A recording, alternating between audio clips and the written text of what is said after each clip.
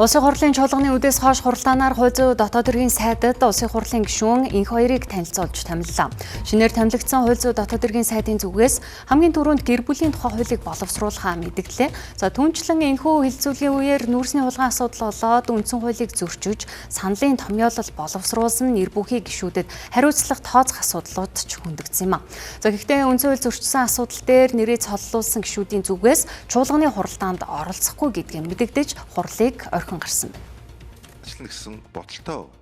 Хууль зүйн дотоод хэргийн сайдыг томилох асуудлыг өмнө нь улсын хурлын даргын дэргэдэх зөвлөлөөр 2 удаа хэлэлцэн дэмжсэн байсан учраас өнөөдөр хэлэлцэх асуудлын товд нэмэлтээр оруулж үдээс хойш тангараг өргүүллээ. За гэхдээ улсын хурлын гишүүн сайн зараг нарын гишүүдийн зүгээс энэхүү хуралдаанд оролцохгүй эртээ асуудах хүсэлтийг гаргаж чуулганыг орхин гарсан юм а. За хэлэлцүүдийн явцад нүүрсний хулгайтай тэмцэнэ гэсэн ам ажил нь зөрөх үү гэдэг асуудлууд хүчтэй өрнөж админерал, бортек, сэрхтийн мөнгөний ордын асуудлууд ч хөндөгдлөө. За хууль зүйн сайдын зүгээс нэн тэргуунд гэр бүлийн тухай хуулийг батлуулахаа илэрхийлсний дээр төрийн болон албаны нууцын тухай хуульд өөрчлөлт оруулах санал гаргахаа мэдгдлээ.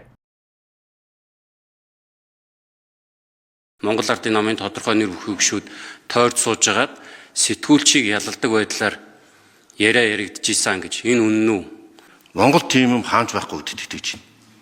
Тойр сууж байгаад энэ бол бүхэлдэн засаглалын нэг салаа мөвчөр үндсэн хуульд байгууллагад бас ингэж ур үндэсгүй төр засруу алдсан юм уу гэдээ гаргаж болохгүй хаа гэж би бас хатуу тийм яриа би л үзэж сонсож байгаагүй ярьж байгаа. Илт худал мэдээлэл тараах гэдэг гомдол гаргах юм бол амар уйсгалан ял аавна. Ер нь энэ нэг сэтгүүлчийг торхирж байсан хүмүүс нь тодорхой болцсон шүү дээ. Амар уйсгал Бид гишүүч эхэндээ гайхсан аль нь хулгайшаа мэдэхгүй. Тэмчээс та энэ дэр нэг тодорхой байр суурьтай ажиллах байх гэж бодож байна. Өөрөөр хэлбэл хуулийн хулгайтай тэмцэнэ гэж та сонгуул өрөө барьж орж ирж байсан. Та бол одоо энэ томилгоо таныг эсвэл Ардын Баатар болгоно. Эсвэл Ардын Мянгуучин болгоно. үндсэн хуулийг нь хулгайлах гэж байгаад сая баригдаад таслан зогсоогдож байгаа. Үндсэн хууль бол Монгол улс, Монголын ардтан. Монгол улсын тусгаар тогтнолд халдсан хямбгаагч толгойг нь авах ёстой. Цэрлүүлэх ёстой. Хүний эрхийн тухай багц хуулиас өөр ямар хууль байна вэ? За одоо Монгол улсад гэр бүлийн шүүх одоо байгуулагдахад ердөө 2 сарын л хугацаа. Гэр бүлийн шүүгчдийг сургах бүр байр савнаасаа эхлээд хүнд бүр таатай хүүхэд тэр ч хүүхдүүд орох байхгүй юу?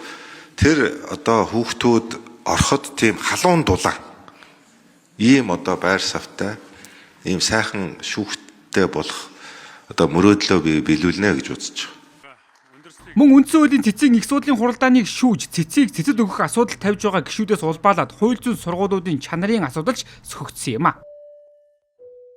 Одоо энэ гүйцэтгэх байгууллагууд дээр ч гэсэн хуулийн сургалт төгссөн хүмүүс ангаараа ош. За нэмж 1 минут өгье.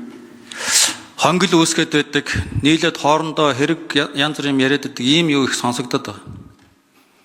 Тэгээ энэ чиглэлээр одоо арга хэмжээ авах хэрэгтэй байна. Энэ талаар ямар бодолтой байна гэж асуумаар нэгдүгээр.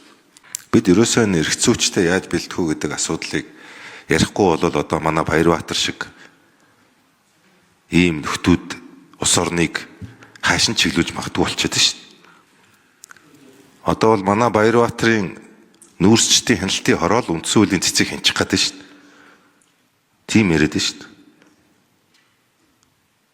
Тэгэхээр Монгол улсын үндсэн хуулийн цэцэн эцсийн шийдвэрийг одоо хянбгойч хянахгүйгээд үндсэн хууль дээр хараар бичсэн ийм асуудлыг яг ийм галзуу солиотой хүмүүст ийм гарт өгвөл юу болох вэ? Энэ парламентын засаглалаа үгүйсгэж байна. Үндсэн хуулиа үгүйсгэж байгаа.